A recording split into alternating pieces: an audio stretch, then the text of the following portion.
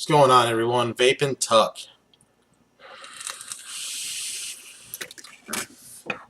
Got his internet back. Been without internet for like 4 days. Going through withdrawals.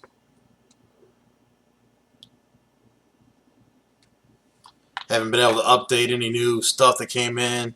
Haven't been able to update any prices. I haven't been able to do much. I even got kicked out of a group because I couldn't send a guy his tracking info because I couldn't get online.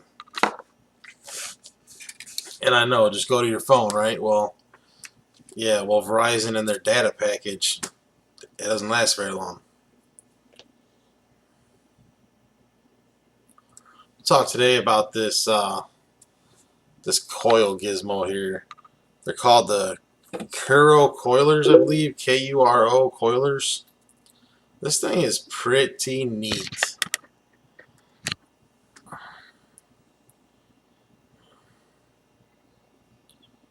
Just pull it out here. You don't even have to bend this over. You just kind of firmly hold on to it. Start your, just kind of tweak it a little bit. Then you have this little pin here, and you just grab a hold of it, loosen it up a little bit, just enough for the wire to get behind it. Excuse the mess. I am still moving and putting stuff away. Alright, now I have this in slot 2. So every time slot 2 comes back around to this point, it's one wrap.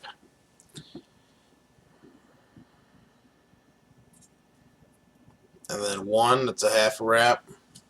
See number 1, that's half a wrap. Number 2, that's a complete wrap.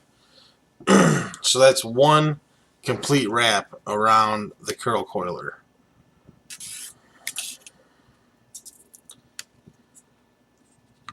Another half, another hole. And I'm using a piece of wire that's too big. Only reason I'm using it is because it was laying here on the desk. I believe it's 22 gauge. I haven't been using a lot of 22 gauge, so I don't really care if I waste it. So that was 2. That is 3.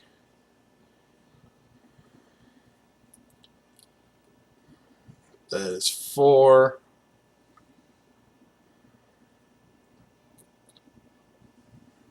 That is 5. 6. 7. 8. 9.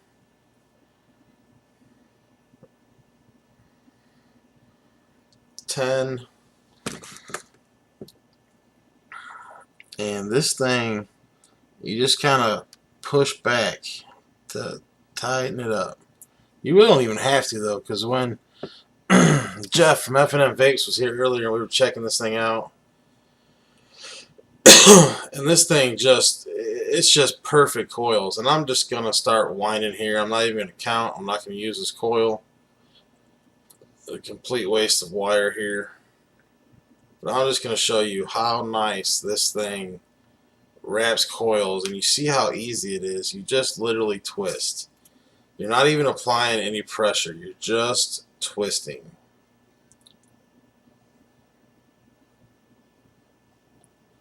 Now I'm going to twist this until I run out of room here.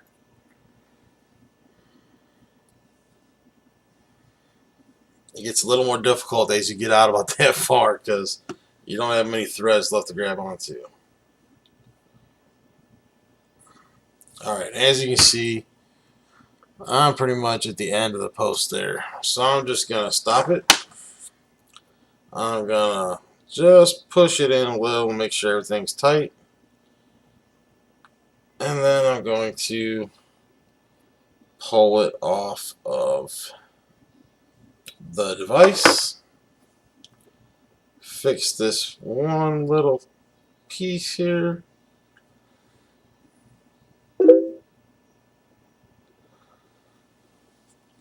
And look how just beautiful that wraps. That is the cleanest I've ever seen a coil come off of any kind of coil jig. I mean, I am absolutely 100% impressed with the way this thing does. And I mean, seriously, there's no, it's got a nice spring effect. You take it off of this and put it straight into the RDA, I can almost guarantee there's not but a pinch just to get it to fire from the center out. I wish I had an RDA that would hold this big of a coil, because we would test that out. I'm about to make another video to where we actually do a complete build, throw it on the deck, and show that, I mean, this is tight. You can't even pull it apart. This is absolutely an amazing coil building machine. I pick up all my biscotti. Thank you. You're welcome. So, can I have another one? No, just one. It's bedtime. So yeah, guys, even if you don't buy it for me, I got one. This is definitely. I got one. I said no more. This is even for the advanced coil builders. This thing is just a time saver, a finger saver. I can't tell you how many times that I've had my fingers get so sore I couldn't even wrap another coil from, building 4, 5, 6 coils for people. And especially the higher gauges, it just kills the fingers because you got to hold it so tight. But this is 22 gauge, and it was literally no effort to build this 25 wrap, whatever it was. By the time you did this many wraps by hand, your fingers be throbbing, and you'd never get them this tight, this springy.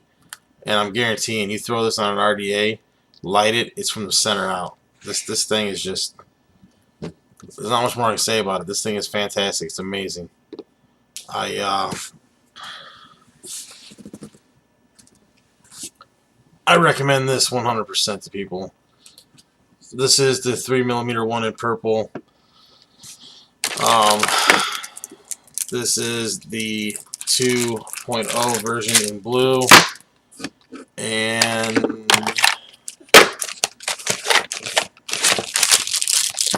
we have the 2.5 in this red. So if you guys are interested, send me an email to vapeandtalk@gmail.com. Give me a text message at 219-707-3171. Or you can always leave a comment after I post this on the Region Vapor group. So that's it from me today. I'm going to come back maybe tomorrow and we'll do a complete build and install. But like I said, this thing is, this is tight. You're not going to be disappointed in this coil builder at all. This is phenomenal. I am very glad that I decided to go ahead and get these in stock. And for the low price of 15 bucks, this thing can really save you a lot of time and a lot of aching fingers on building new coils. Plus, it'll hold, you could do double and triple parallels with this thing. I wasted a lot of wire today just kind of checking it out to see what it will and won't do. And I put twisted 24 through it, and it took it no problem. I put parallel 22s in this, and it took it no problem. And it wraps it tight. It's clean. To kind of show you here, I hope it'll focus.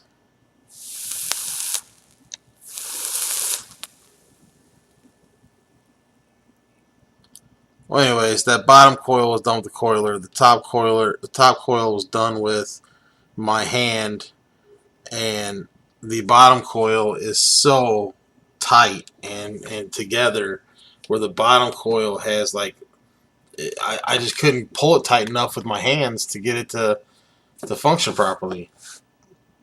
So, and that's twisted. That's twisted 24 right there.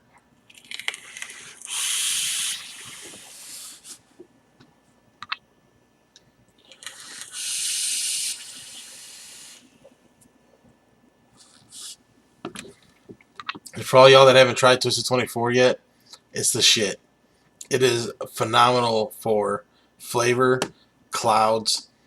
Um, it does like it around 90 watts. Anything lower than 90 watts, it really doesn't heat up fast enough. It's not a warm enough vape for me. Maybe around 60 or 50, it's if you like a cooler vapes.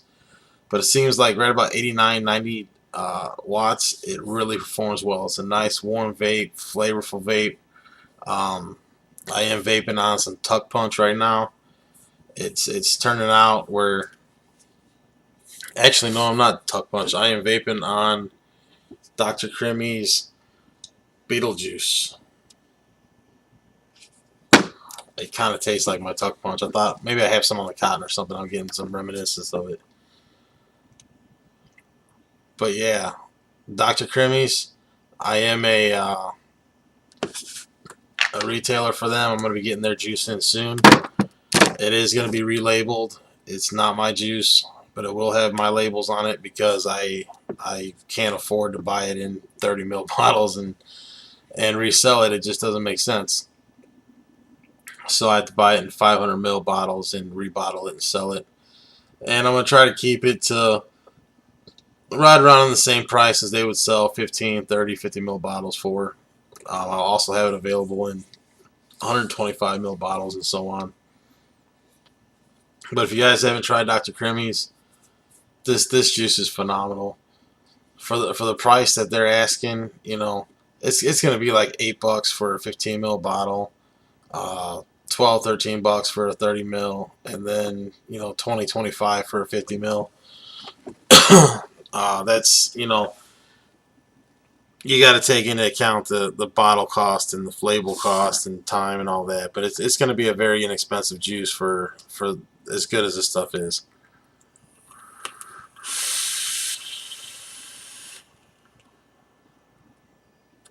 Definitely has no problem with cloud production.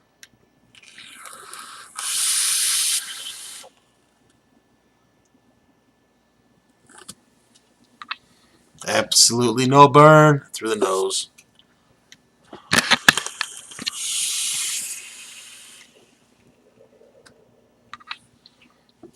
And this is on the segelei 150 watt.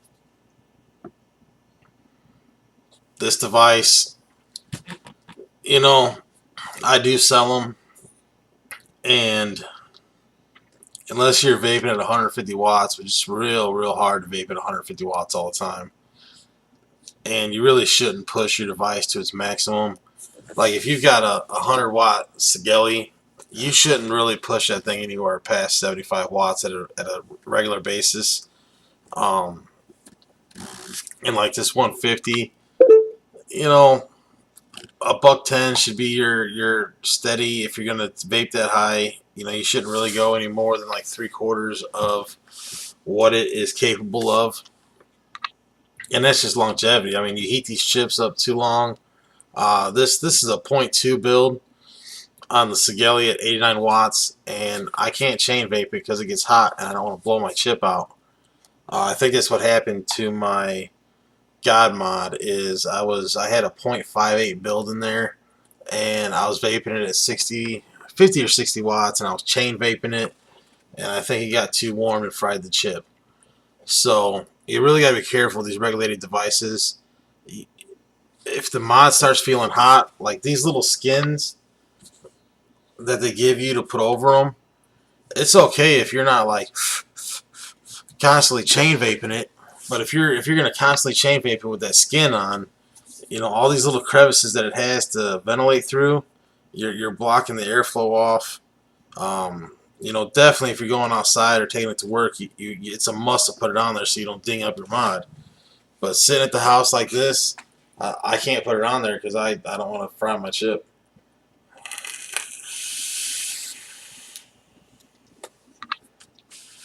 But alright guys, that was a Kuro coiler. the Segelei 150 watt, the little boy was absolutely one of my favorite mods. I couldn't appreciate the build quality, the airflow, the juice flavor that this thing gives you. Um, Other than that, that's all I got. Make sure you're safe with your batteries. You know, Samsung 25Rs, LG HE2s, HE4s. Um, you still can't convince me that the VTC 5s that people are pushing are real, Now because what are you doing? I bought a set that people said were real, and they charge in 2.5 hours. They're dead in 4 hours. That's not a VTC 5. That's not the performance of them. I have a few from back when they were legit, and they take, 6-7 hours to charge, and they last you all day long. So just be careful with the batteries you're buying. Make sure it's from a legit person that gets them from a legit company. And we're at 16 minutes. I've wasted enough of y'all's time. So until next time, Vape and Tuck is signing off.